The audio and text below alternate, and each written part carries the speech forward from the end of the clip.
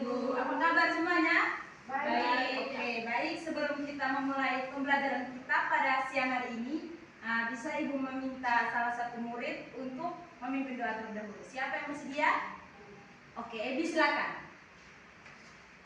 Marilah kita menyiapkan hati dan hati kita untuk berdoa.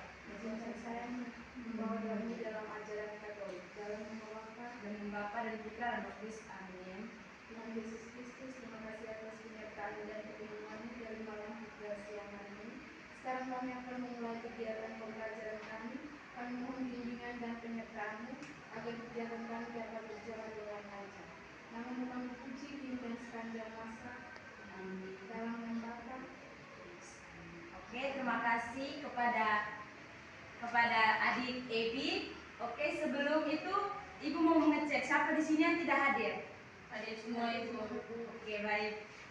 Oke, di sini kita akan memulai pelajaran kita dengan bertema pertumbuhan dan perkembangan tanaman.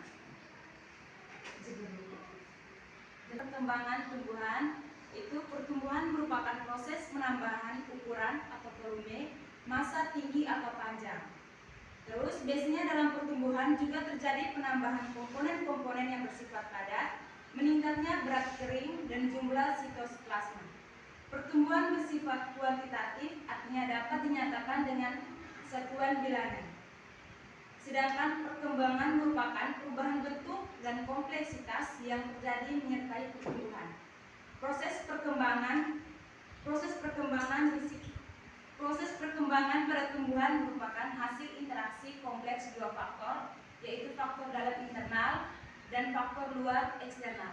Faktor dalam meliputi gen dan hormon, faktor eksternal yaitu nutrisi, suhu, sinar matahari, kelembapan, gaya, dan gravitasi. Yang berikut struktur biji pada tumbuhan.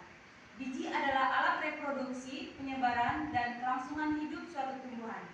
Selain itu, bagi tumbuhan berbiji, biji merupakan awal dari kehidupan tumbuhan baru di luar induknya. Jika biji tanaman dipotil seperti kacang-kacangan, adik-adik akan contoh saja, adik-adik pasti akan membelah sebuah kacang-kacangan. Terus adik-adik akan mendapatkan struktur biji yang terdiri atas plumula, hipokotil, radikula, kotiledon, dan embrio. Sedangkan struktur biji tanaman monokotil, misalnya jagung, terdiri atas kolektil, pluma, dan radikula. Bagian-bagian biji tersebut mempunyai fungsi masing-masing untuk pertumbuhan tanaman. Yang berikut perkecambahan. Poin yang pertama, proses perkecambahan diawali dengan berubahnya struktur embrio biji menjadi tumbuhan kecil di dalam biji, yaitu daun kecil, calon batang, dan calon akar. Dua faktor yang mempengaruhi perkecambahannya itu internal atau dari dalam dan faktor eksternal atau dari luar.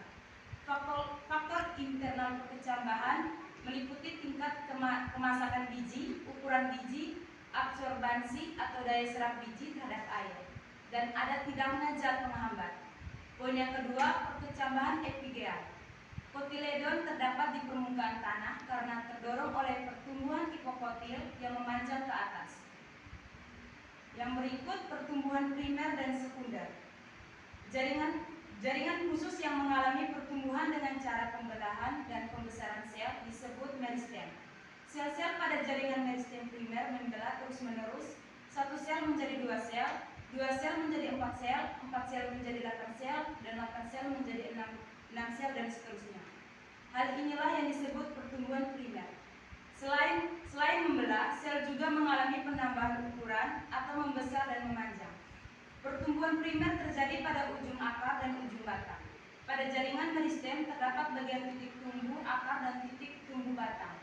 Pada pertumbuhan sekunder, di mana antara xilem dan floem terdapat kambium yang sel-selnya aktif membelah.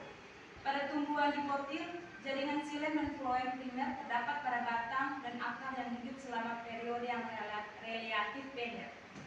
Baik, di sini Ibu akan membagikan cukup satu kelompok saja. Nanti tolong adik-adik jelaskan perbedaan pertumbuhan dan perkembangan pada tanaman.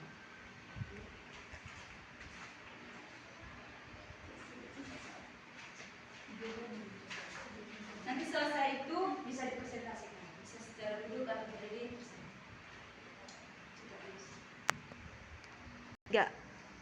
Baik, jadi di sini saya akan mempresentasikan hasil diskusi dari kelompok kami. Yang pertama, pertumbuhan adalah proses bertambahnya ukuran, volume, dan tinggi suatu organisme secara kuantitatif yang dapat diukur. Pada gambar, pertumbuhan terlihat dari perubahan ukuran tumbuhan yang semakin tinggi dan besar dari tahap 1 ke tahap 5. Sedangkan perkembangan adalah proses menuju kedewasaan atau kematangan fungsi organ dan bersifat kualitatif sehingga tidak langsung dapat diukur secara langsung. Pada gambar, perkembangan ditunjukkan dengan munculnya daun, pucuk bunga, hingga bunga yang mekar di tahap akhir. Sekian saja hasil diskusi dari kelompok kami. Oke, baik, terima kasih. Jadi saya akan tambahkan sedikit tentang kesimpulan pertumbuhan dan perkembangan, yaitu pertumbuhan dan perkembangan saling berkaitan namun tidak sama. Pertumbuhan dapat diukur secara kuantitatif, sedangkan perkembangan bersifat secara kualitatif.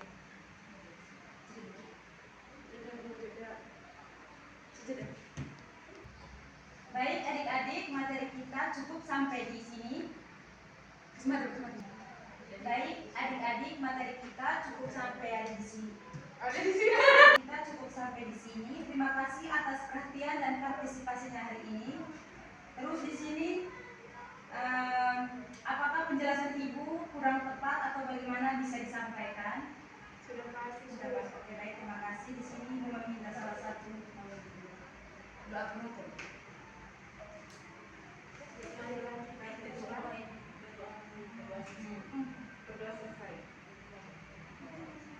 Kan sudah dulu.